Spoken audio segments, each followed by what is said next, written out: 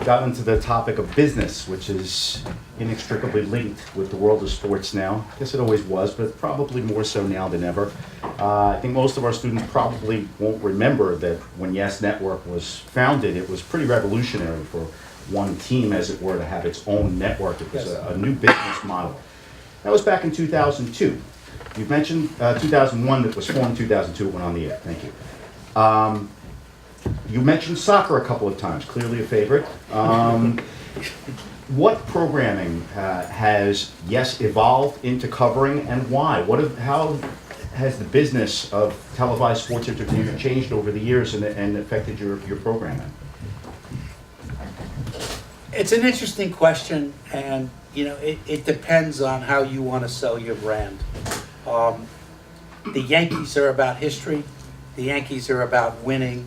The Yankees are about tradition. The Yankees are the Yankees.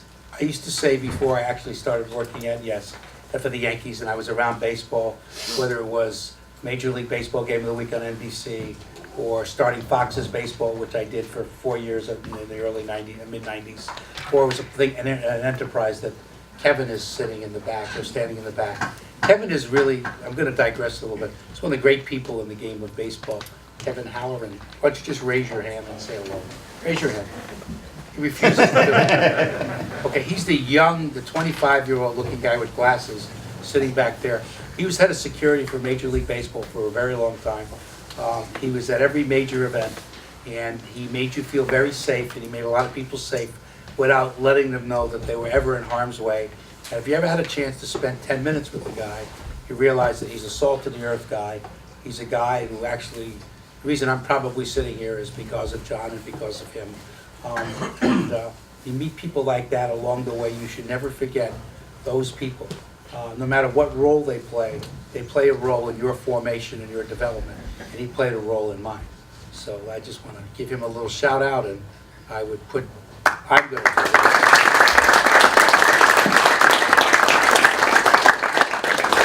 And on that note, my car's here. Sorry, what were we talking about? Programming, yes. Programming, expanding, all right. evolving. Programming.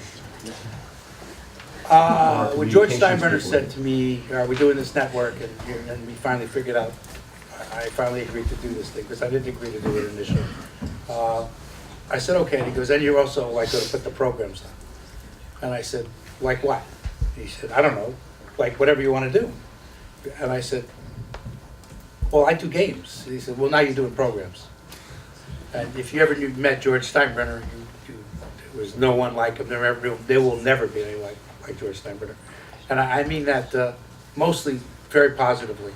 I mean, there were times when I could still hear him screaming about something or yelling about something, but at the end of the day, he was very passionate about the brand, the history, the tradition, the Yankees, and wanting this network to mirror the excellence that the Yankees provided on the field. He wanted this network to mirror that excellence.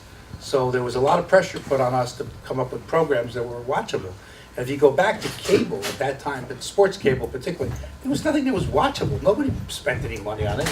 You put your money into your main asset, which was which was was covering the games, and it really wasn't about the support program. And I said that we knew we were going to get into a fight with Cablevision. We knew it was coming, that they were not going to want to carry Yes, and we knew that we had to distinguish ourselves beyond the games. We had to do something that just spoke to quality. You can never go wrong if you do quality. You just can't. So, how do we make this interesting beyond the Yankee games and beyond rerunning the Yankee game? How do you make this interesting?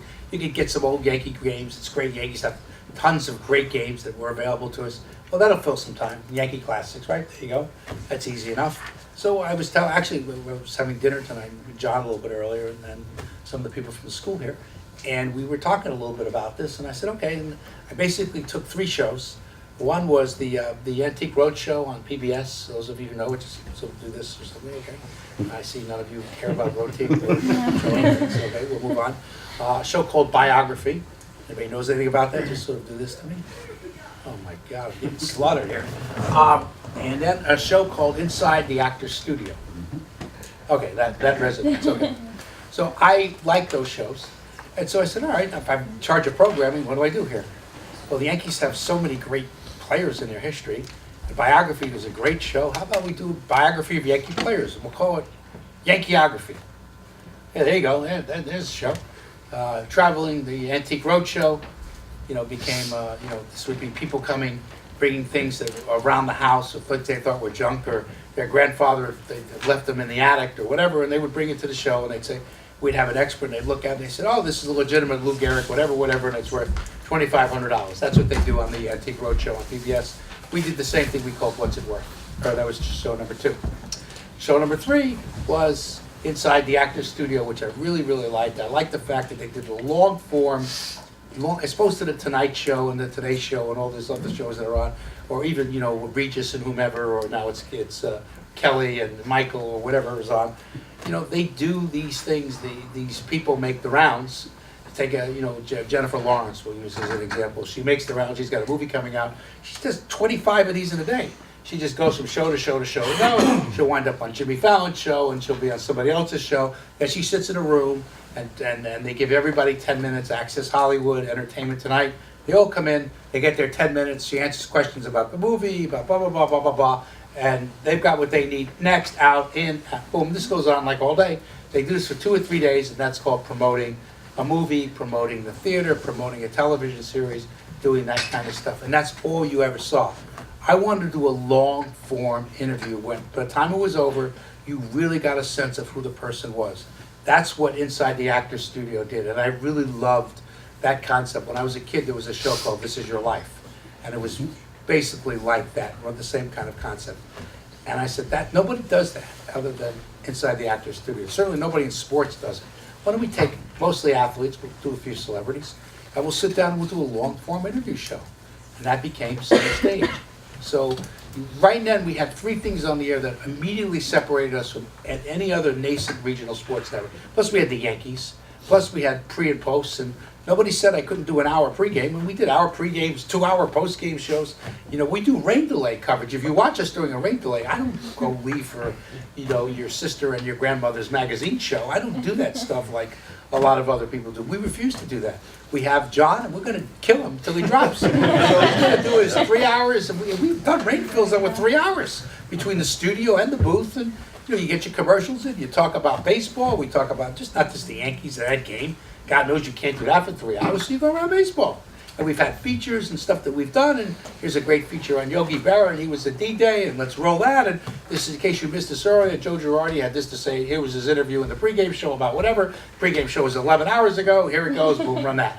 And you know what? People will stay, and they'll stay engaged, and these guys will really know their stuff, and they can get involved in passionate conversation about certain topics, and it's all important. So anyway, that's how you evolve, and that's how it helps separate us, and the Yankees, having the Yankees help us, but being able to put certain shows on the air that changed what regional sports networks were. They used to be, there was very little, it was bass fishing. Somebody would go out and buy bass fishing show for nothing, or they would be on, and people would watch it for a half hour. I mean, to me, I don't know about you guys, I can't watch a guy stand there for a half hour trying to reel in a fish.